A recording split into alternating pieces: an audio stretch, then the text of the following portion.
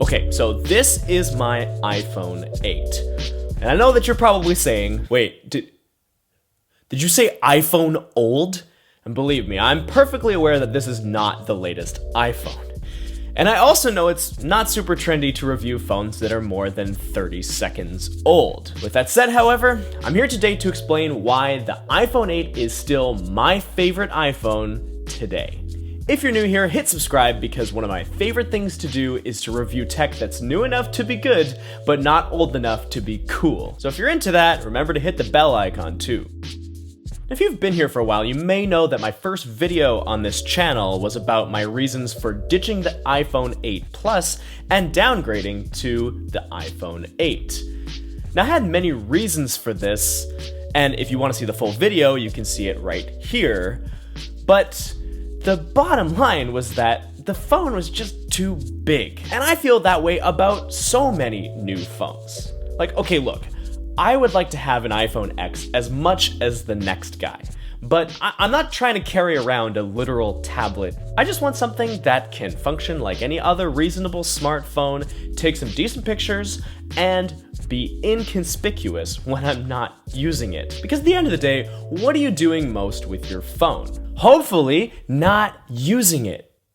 Yeah, it's nice to have a supercomputer in your pocket, but for me, the trade-off of having a larger and heavier device with you all the time just isn't worth it.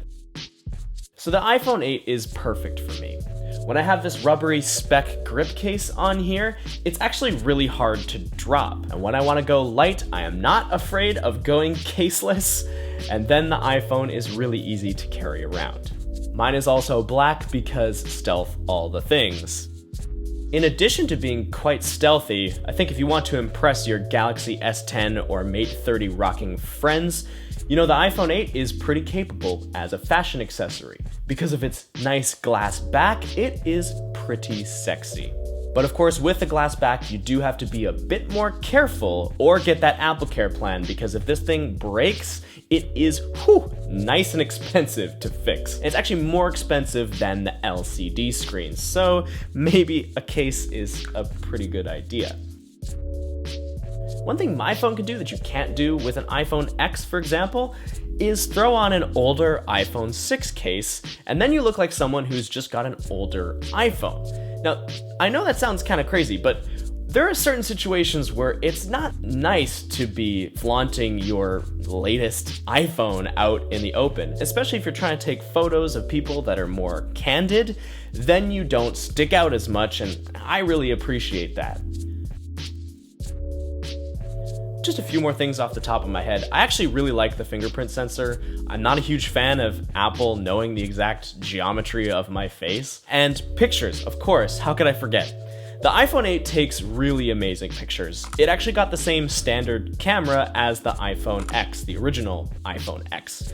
It doesn't have the zoom camera, you just get the standard one, but I still think it's really incredible. I've been caught in many situations where the lighting turned into something really amazing and I didn't have my camera with me, and I know I can trust the iPhone 8 to take great photos in good lighting. It's not as good as a DSLR or a mirrorless camera, but I still think that you can make some pretty good small prints from this thing. So that's pretty much it. iPhone 8 in 2019, yes, 100%, absolutely.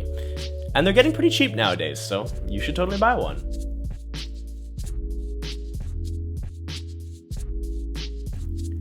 Okay, so one thing I wanted to save for the end of this video is more of a discussion about our relationship with buying phones. You may have heard that last year, Apple had a bit of a slump in iPhone sales and investors are really scared or whatever.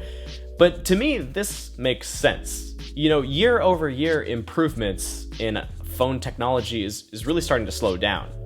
You remember what the changes were like from the iPhone 3GS to the iPhone 4? Or even the iPhone 5 to the iPhone 6? I mean, those were pretty big changes.